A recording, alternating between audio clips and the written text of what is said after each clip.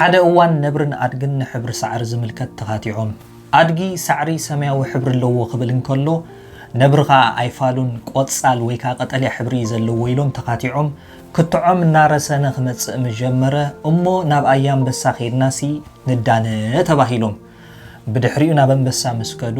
ኣድጊ መጀመርታ ይዛረብ ኣድግን አንበሳ እንታይ ብሎ ኣያንበሳ እዚ ትሪኦ ዘለኻ ነብርሲ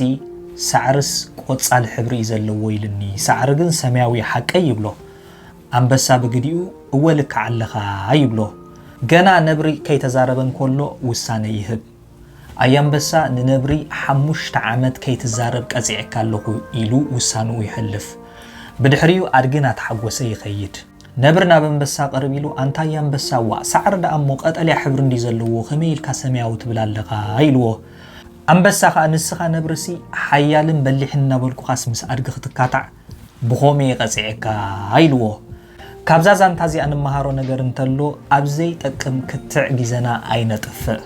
ኣብዛ 2026 ነዚኣ ከተግብራ ወሲነለኹ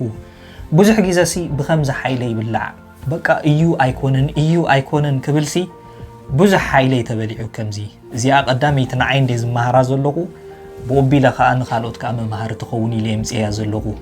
ኣይንካታዕ ኣብዘይ ጠቅም ክትዕ ግዜና ኣይነጥፍእ ምዚኣ ተመሳሰል ዛንታ ሓደ ወትሩ ሕጉስ ሰብኣይ ነይሩ ሓደ መዓልቲ ሓደ ሰብ መፅዩ እዚ ምስጢርካስ እንታይ እዩ ንስኻሲ ወትሩ ሕጉስ ኢኻ ይብሎ እቲ ሰብኣይ ከዓ እንታይ ኢሉ ይምልስ ኣነ ኣይካታዕኒ ንዝኾነ ሰብ ክካታዕኒ ዝመፀ እወሓቅኻ እየ ዝብሎ ይብሎ ሰብኣይ ከዓ እምቧዕ ሓንሳ ግን ነዛ ገዛ ርስኻስ ክትከላኸልላ ኣለካ ክትካታዕ ኣለካ ክትማጎት ኣለካ እምበር ኣብ ሓቂ ደው ክትብል ኣለካ ይብሎ እቲ ሰብኣይ ከዓ እወሓቅኻ ኢልዎ ስለዚ ሕዋተይ መዓልትና ብሰላም መታን ክንሓልፋ ኣብዘይ ጠቕመና ክታዕ ኣይነቶ ኢና ብሩኽ ሰንበት